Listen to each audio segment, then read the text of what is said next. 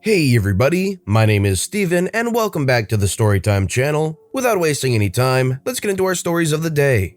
Landlord tries to keep us in a mold house. We get his place condemned by the city. I had recently moved into a house with two other girls. It wasn't the best house, but seemed to look okay for a college apartment. One of the girls had a friend who had lived there before and told us the landlord was sexist and kind of a dick, but usually meant well and it was decent rent. I'll be referring to him as Dumb Butt Landlord. We were all broke, so we decided to sign a lease. I should have realized the warning signs when Dumb Butt Landlord wanted to sign it in a Big Boys after he had just eaten dinner there. And the leasing agreement looked like he had chopped it up from other pictures of lease agreements on Google. We also found this apartment as an ad off of Craigslist. Things were fine for a few months. I was living alone until the next school year would start and wasn't home all the time since I would go over to my boyfriend's a lot and sleep over. It was a split house with an apartment in the basement and ours on the first floor. It wasn't long until I started to notice things happening. We'd get a good amount of rain since we were in the Midwest by some big local lakes and it was springtime.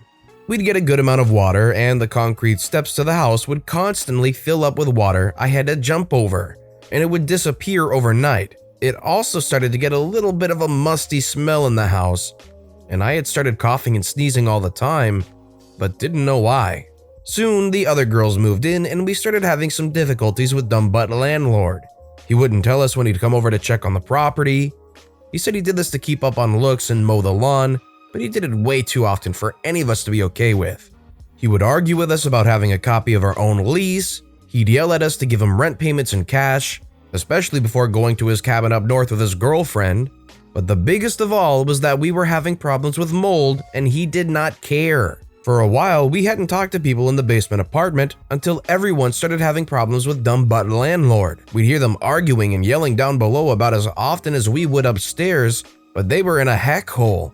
Everything they owned had mold growing on it. They had bugs everywhere. Earwigs, beetles, ants, you name it. They were constantly throwing away their clothes, dishes, furniture, and even their college papers and homework since it was all growing mold.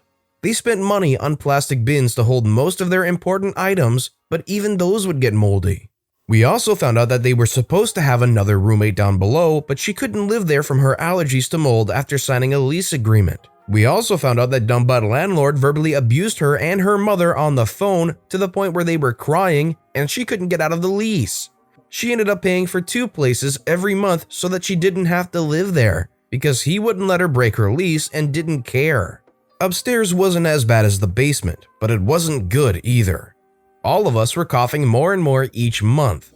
We would wake up coughing in the middle of the night and were getting really sick. We tried to air out the house as best we could, but nothing helped. I ended up getting a severe case of strep throat so bad that every swallow I took made my eyes water and made me verbally make noise from the pain. I tried to ask the doctor I went to if he could prove that this was from mold later, but he unfortunately couldn't give me a solid statement on it. Me being a vocal, neutral, good person who was also going to school to be an architect, tried to explain to him what was going on in the house. No air circulation, his concrete steps and foundation walls were not sealed, so all of the water I'd have to jump over was most likely going into the basement walls, causing most all of the mold. We also found a few areas on the roof that needed patching since we noticed some leaks among other things. And the basement apartment had cheap patio doors for their only means of exit and entrance, which would consistently be up against water when it rained, adding to the problem.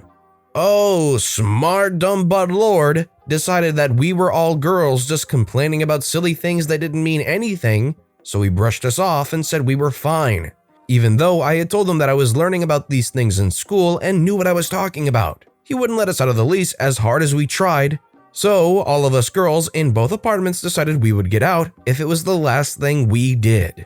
Then began researching all of the legal apartment and tenant informations for our state and city to get out. We were paying for attorney fees, started taking pictures of the mold upstairs and downstairs that we could find, talking with several different city staff and police, and started compiling this into a nice document. After deferring my rent payment to get a copy of the lease agreement from Dumb Butt Landlord, we could finally take a look at our legal document and use that further to get out. We were also working with another landlord at a renting company in town who I will call Good Butt Landlord. He was, thankfully, doing his best to get us out of that poop hole and into his apartment. Through him, we'd get all of the legal ins and outs of the renting business, and he would help us find a loophole. Then, after months and months of arguments, money, and researching, we found it. If we sent in a mold test to a research lab, and it was over the limit of what was inhabitable, we could get out. It was safe to say we had a pretty good idea it was over the limit. The test came back a few days later, and we sent that off to the city, including our nice document of pictures, statements, and leasing agreements. Not even 4 hours went by and we got a call from the city. Our house was so full of mold that we were to move out of the apartment within 24 hours and it was to be condemned. We were ecstatic. All of that hard work had finally paid off, although it was horrifying to know that the mold count was so high. The mold researcher who had been in the business for more than 30 years had not once seen a place with higher mold count than this house. Yes, this included black mold. Fast forward to us happily packing up in our house, all of our parents getting us out together, us moving into the apartment that Good Butt Landlord kept open for us to move into, and poor old dumb butt landlord sobbing in our driveway as we happily stacked boxes into cars, complaining that he should have paid more attention and listened to us, that this was his girlfriend's property, and she's going to dump him. We all took a picture the next day smiling in front of the condemned signs. It's still one of my favorite pictures to this day. Serves him right for not listening to his tenants. I think that place getting condemned and then moving out is probably going very easy on this landlord. I could have very well have seen a really decent argument for a lawsuit going on here. What do you guys think? Let me know your thoughts on this story in the comments below. Take the money I give for bills and squander it? Hope you like the court system. The background. I lived with a group of people who I thought were my friends. They were two couples and we all lived in the same house for almost 2 years until I recently moved out. There was David and Tina and Brittany and AJ. I was the only single person there. There was a debate on how we should pay the bills, but we all decided to give the money to the person whose name was on the bill. David paid the mortgage, Tina paid the water and electric/gas, and I paid the internet. It came to the point where I was paying close to 80% of the mortgage by myself, the entire water bill, about 75% of the gas and electric, and I was paying the internet bill by myself. I was giving the money still to the person in charge of the bill, but came to find out about 10 days before I moved out that the mortgage was defaulted on and the house was in foreclosure. Also, the water, gas, and electric bills were in constant threat of being shut off, and that the only up-to-date bill was the internet. While they all saw me struggle to pay these off, they were mindlessly spending money during the day, which is when I sleep due to working third shift, so I never saw the mindless things they spend money on, nor did I ever see the mail since they grabbed it before I woke up. Brittany never paid anything as she was having her check garnished due to unpaid student loans, but she always had expensive makeup. AJ never held a job for more than 2 weeks. David and Tina were always calling into work, knowing that I wouldn't allow them to go without a home due to our history. One day, I woke up while they were all out and about doing something or other, so I went to go check the mail as I was expecting a package. When I saw the bills in the mail, so I decided to investigate. I opened up the gas and electric bill, as they are by the same company, to see a total amount of almost $400 and in risk of being shut off. I was shocked and pissed. I knew right then and there what was going on, and I vowed to screw them over as hard as I could. The revenge. I had just interviewed for a new job that paid almost double what I was making, so I told myself that if I got the job, I would give them a 30-day notice and move out. And as it was close to the end of the month and I had already paid them, I would be moving out before the 1st of February. I got the call with the job offer the next day, which I happily accepted. I did the paperwork for the background check, and it all came back clean. The same day I accepted the offer, I typed out a 30-day notice and recorded myself with my phone in my breast pocket, handing it to them, explaining that I was moving out. I started my job and my hunt for an apartment close to my new job, which I found within a week of starting. I took almost the entirety of my checks, set them aside for rent, deposit, and basic things that I would need. I was asked several times to help with the next month's bills, to which I said no, as I was saving for my own place and that they had plenty of time to come up with the money between the 4 of them, because I was doing it all by myself pretty much on a meager pay rate of $11 an hour before my new job. There were a lot of scowls, passive-aggressive behavior, and flat-out attempts to take or use my things or foods without permission. The day came when I finally went and got my U-Haul and had a few friends help me move. Free beer and free lunch are the best payment ever, as they shared it all with me. I was determined to get it all in one go, so I got the biggest one they had and we got everything packed up.